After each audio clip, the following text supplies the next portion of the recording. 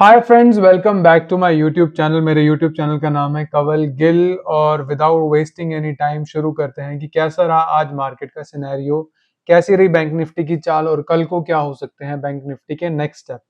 Honestly speaking guys, मुझे आज बिल्कुल भी मजा नहीं आया। ठीक है, स्टॉक मार्केट की जैसे भी उसने अपनी आज चाल दिखाई है उसमें बिल्कुल मजा नहीं आया। बिकॉज कि पहले क्या लगता था ना, कोविड से पहले लगता था कि मार्केट एक अनप्रिडिक्टेड थिंग है। ठीक है, यहाँ पे कभी भी कुछ भी हो सकता है। लेकिन आफ्टर कोविड जब हम 4%, बिफोर कोविड 4% हमारा डेटा बताता है कि सिर्फ पूरे इंडिया में 4% लोग थे जो ट्रेडिंग करते थे या जिनके डीमैट्स अकाउंट थे। लेकिन अब वो जो आंकड़ा है वो 15% के आसपास हो रखा, ऑलमोस्ट 4x बढ़ गया।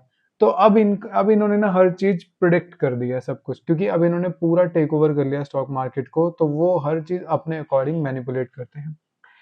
मार्केट में मजा आता है तब जब आप मार्केट में बैठे हुए हो, ठीक है, 11 साढ़े 11 बजे ऑल ऑफ कोई सडन न्यूज आती है एंड देन धड़ धड़ धड़ धड़ फॉल आता है, या एकदम से कुछ पॉजिटिव न्यूज आती है तो एकदम से मार्केट जाती है। तो वो अनप्रडिक्टेबल थिंग होती है फॉर द इंटायर मार्केट। जो भी उसके अंदर ट्रेडिंग कर रहे होते हैं या जो भी इन्वेस्टिंग कर रहे होते हैं, तो वो अपने अकॉर्डिंग हर चीज को ट्रेड लेते हैं, हर चीज को मैनेज करते हैं। लेकिन अब सब मैनिपुलेशन हो गया है। अब आपको फ्रॉम पास्ट 3 इयर्स आप देख लीजिए, after Covid I would say 2:30 बजे, 3 बजे, साढ़े 3 बजे कोई एक बड़ी कैंडल बन जाती है। ठीक है, कुछ अब बड़े प्लेयर्स पोजीशन ले लेते हैं, कुछ शॉर्ट कर देते हैं, कुछ लॉन्ग कर लेते हैं।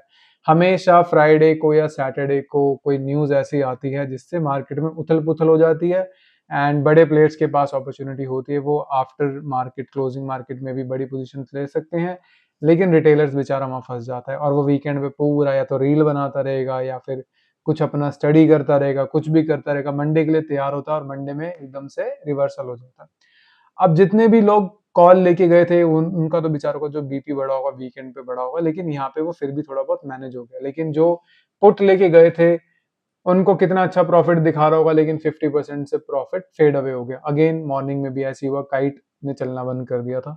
सेम बजट वाले टाइम पे भी यही हुआ था। एनीवेज, तो जब 10 साल पहले का जो बंदा अगर ये वीडियो देख रहा है वो रिलेट करेगा। पहले क्या होता था, अगर सचिन तेंदुलकर 0 पे आउट हो गया ना, तो नेक्स्ट डे मार्केट नीचे गिरती थी।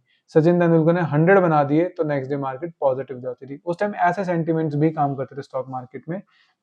बट एनीवेज, आज देखते हैं कैसे लोगों को पागल बनाया गया। सबसे पहले तो वीकेंड्स पे पूरा डरा दिया, पूरा लालम लाल का माहौल कर दिया। मॉर्निंग में काफी अच्छा गैप डाउन दिया था, ऑलमोस्ट 1200 पॉइंट्स के आसपास का यहाँ पे ये गैप डाउन दिया। लेकिन मार्केट ओपन होते ही एक ये हरी कैंडल बना दी और जितनों का भी पुट में प्रॉफिट था वो आधे से साफ हो गया। तो ऑब्वियसली इस बड़ी कैंडल में सबने पोजीशन अपनी स्क्वायर ऑफ कर दी होगी। स्लोली स्लोली पूरा दिन लगाते हुए लोग धीरे धीरे, अब जो कॉल में बैठे हुए थे उन्होंने फटाफट कॉल कट करी क्योंकि मार्केट गिरने वाली थी। जो पुट में थे उनका आधा पैसा साफ हो गया तो उन्होंने पुट कट कर दी। तो फिर स्लोली एंड ग्रेजुअली धीरे धीरे लोगों को ट्रस्ट बिल्ड करते हुए वो दोबारा उसी बेस लाइन पर आया जिस बेस लाइन पे सुबह उन्होंने कैंडल रिवर्सल दिखाई थी। एंड 2 कैंडल्स के अंदर या 3 कैंडल्स के अंदर ही जिन्होंने पुट ले रखी थी उनको फिर साफ कर दिया। दैट मीन्स ओवरऑल बड़े प्लेयर्स ने पैसे कमाया, रिटेलर आराम से लॉस में थे। अब being a trader from last 5 years ना, यहाँ पे थोड़ा सा ये फायदा हो जाता है कि अब आप अगर कुछ भी नहीं करते ना मार्केट में तो वो भी आपके लिए गेन रहता है। तो मैंने भी आज वही करा, मैंने सिर्फ मार्केट ऑब्जर्व करा। और मैंने क्यों मार्केट ऑब्जर्व करा, ऑल्दो मैंने अपना डीमैट अकाउंट उस कैपिटल से फिल कर लिया था, जो कि मैं सोच रहा था कि अगर मार्केट में अच्छा फॉल आता तो मेरे कुछ 5 से 6 स्टॉक्स हैं जिनको मैं या तो न्यू बाइंग करूंगा या फिर एवरेज करूंगा। लेकिन ऑनेस्टली स्पीकिंग गाइस, मुझे वो लेवल्स ही नहीं मिले। I was expecting more than 10%, more than 7% of fall on that particular stocks, but वो 4% गिरे, 5% गिरे एंड वो दोबारा रिवर्सल करके तो ओवरऑल वो 3% के आसपास या 3.5% के आसपास गिरे, which is not my kind of a thing. क्योंकि मेरे को पता है अगर मेरा रेट मिलेगा then I will buy, no matter next day market में क्या हो रहा है क्या नहीं हो रहा। मुझे मेरा रेट नहीं मिलेगा then I will sit and relax. Capital रखी हुई है, जब कभी इन फ्यूचर में आएगा तो ले लेंगे, अदरवाइज अभी भी इतना इन्वेस्ट है कि यहाँ से भी अगर मार्केट रिवर्सल हो जाती है कोई फर्क नहीं पड़ता, यहाँ से मार्केट गिर जाती है, I am ready to buy more. तो मैंने आज रिलैक्स करा, बैठ के मार्केट देखी एंड नॉर्मली जो ट्रेडर का काम होता है वो सिर्फ 10% बाइंग होता है, 10% सेलिंग होता है, 80% उसको सिर्फ ऑब्जर्व करना होता है, चाहे लॉन्ग टर्म हो।